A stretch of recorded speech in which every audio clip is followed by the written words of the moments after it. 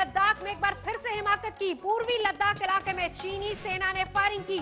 बीती रात ये गोलीबारी भारतीय चौकी की तरफ से हुई और इसका जवाब देते हुए भारतीय सेना ने भी फायरिंग कर चीन को आगाह कर दिया है।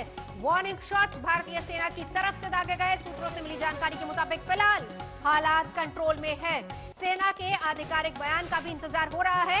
इस बीच स्थिति कंट्रोल में है, जो सूत्रों के हवाले से खबर मिल पा रही है। तो बड़ी खबर, चीन का जवाब दिया है भारतीय फौजों ने, भारतीय जवानों ने।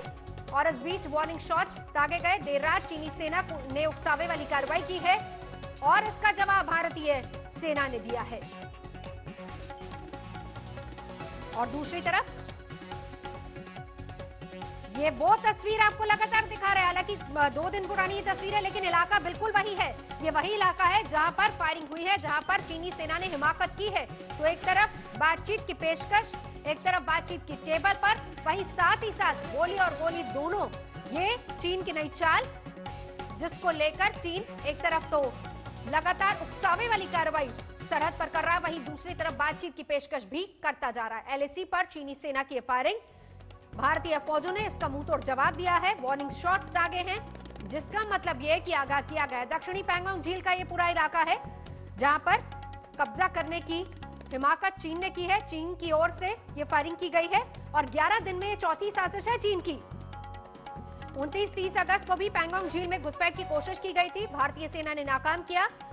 31 अगस्त को फिर से यही इलाका, 1 सितंबर को चुमार का इलाका, 7 से 8 सितंबर को पैंगोंग का। तो ये तस्वीरें देखिए किस तरीके से लगातार वही इलाका और साथ ही साथ 11 दिन में 4 साजिश। पैंगोंग झील 29-30 अगस्त, 31 अगस्त फिर से पैंगोंग झील, 1 सितंबर 2020 जहां पर चुमार इलाके में भारतीय फौजों ने फिर से करारा जवाब दिया था चीन को। पैंगोंग झील का फिर से वही इलाका जहां पर चीनी गोलीबारी हुई है 7 से 8 सितंबर के बीच में, और भारतीय सेना की तरफ से भी इसका जवाब दिया गया। वार्निंग शॉट्स दागे गए हैं। मंजीत नेगी इस वक्त हमारे साथ जुड़ चुके हैं। मंजीत, अपडेट क्या वहां से? हालांकि सेना के भी औपचारिक अपडेट का इंतजार हमें करना होगा। देखिए नवजोत, जब से भारतीय सेना ने खासतौर से दक्षिण पैंगोंग के कई जो सामरिक चोटियां हैं उस पर अपनी गतिविधि बढ़ाई, अपनी तैनाती को मजबूत किया है, तब से चीन एक तरह से पूरी तरह से बौखलाया हुआ है। और पिछले अगर 29-30 के बाद से देखें तो उसकी लगातार कोशिश है कि इन सामरिक जो चोटियां हैं, अलग अलग जो इलाके हैं, खासतौर से अगर हम नाम की बात करें तो चुशूल के अलावा ब्लैक टॉप, हेलमेट टॉप और ऐसी कुछ और सामरिक पोस्ट हैं जिन पर भारतीय सेना की तैनाती मजबूत हुई है। और उसी को लेकर अगर पिछले एक हफ्ते, खासतौर से 29-30 के बाद के समय को देखें तो चीन की तरफ से लगातार इस तरह की कोशिशें होती रही कि भारतीय सेना की जो इन सामरिक चोटियों पर तैनाती है उस पर वो आगे बढ़े। और उसी को लेकर ये घटना कल देर शाम सामने आई है, जब चीन की तरफ से आगे बढ़ने की कोशिश की, उसको वार्निंग दी गई। चीनी सेना की तरफ से शुरुआत हुई है, जो जानकारी मिल पा रही है, और उसके बाद दोनों तरफ से वार्निंग फायर किए गए। हालांकि चीन का ये कहना है कि उसने अपनी सेना को रोकने की कोशिश की, लेकिन चीन की कथनी और करनी में हम अगर देखें तो पिछले 4 महीने में लगातार इस तरह का जो विरोधाभास है वो देखने को मिला। ये 4 महीने नहीं मंजीत ने, इसको पहले से देखिए। और इस बीच ये भी देखिए कि ग्लोबल टाइम्स ने जो प्रोपेगेंडा अख्तियार किया है, उल्टा चोर कोतवाल को डांटे, यानी कि आप पहले फायरिंग करते हैं जिसका जवाब दिया जाता है और फिर उसके बाद चीन कहता है कि नहीं, ये तो हिंदुस्तान की तरफ से हुई थी। मंजीत नेगी लौटेंगे आपके पास, सीधा चलेंगे। अभिषेक भल्ला हमारे साथ जुड़ चुका है। अभिषेक, क्या अपडेट वहां से? देखिए नवजोत, ये चाइनीज की तरफ से पहले क्लेम आया कि साउथ पैंगोंग लेक के तट पर फिर से ये फायरिंग का इंसिडेंट हुआ है। सोर्सेज ने कंफर्म किया है कि हाँ, इस तरह की घटना हुई है। ये बता दें कि ये वार्निंग शॉट्स थे जो भारतीय सेना की तरफ से इस्तेमाल किए गए थे। उसका कारण शायद ये था क्योंकि चाइनीज फोर्सेस पूरी तरह से कोशिश कर रही थी फिर से इनकर्जन करने का, क्योंकि भारतीय सेना का पिछले कुछ दिनों से कुछ ऐसे अहम चोटियां हैं, माउंटेन टॉप्स हैं, जहां पर अपनी पोजीशन मजबूत कर ली है।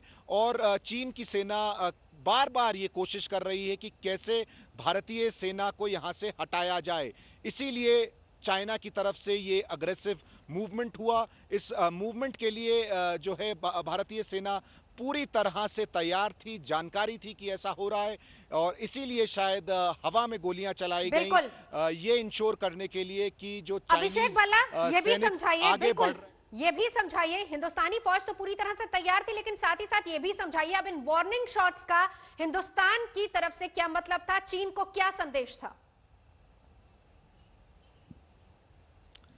देखिए 15 जून को जब गलवान में इंसिडेंट हुआ था, जब भारतीय सेना के 20 लोग शहीद हुए थे, उसके बाद से भारतीय सेना ने जो रूल्स ऑफ एंगेजमेंट जिनको कहा जाता है बॉर्डर एरियाज पर चीनी सैनिकों के साथ, उनमें बदलाव किया था। ये बदलाव ये था कि तब तक ये दोनों तरफ से ये अग्रीमेंट था कि फायर आर्म्स का इस्तेमाल नहीं होगा, गोलियां नहीं चलाई जाएंगी, और यही कारण था कि चीनी सेना इसको बार बार एक्सप्लॉइट कर रहा था। और गलवान में हमने देखा किस तरह जो है रॉड जैसी चीज़ों से, क्लब्स और इस तरह की चीज़ों से उन्होंने अटैक किया था। उसके बाद से ये निर्णय लिया गया भारतीय सुरक्षा महकमे में कि अगर ज़रूरत पड़े और कमांडर को ग्राउंड पर हल्का सा भी अंदेशा होता है कि उसके ट्रूप्स किसी भी किस्म की लाइफ थ्रेटनिंग पोजीशन में है, तो फायरिंग की जा सकती है। यही कारण है कि भारतीय सेना ने फायरिंग की और उससे ये हुआ कि आमने सामने की झड़प ना हो जैसे गलवान में हुई थी।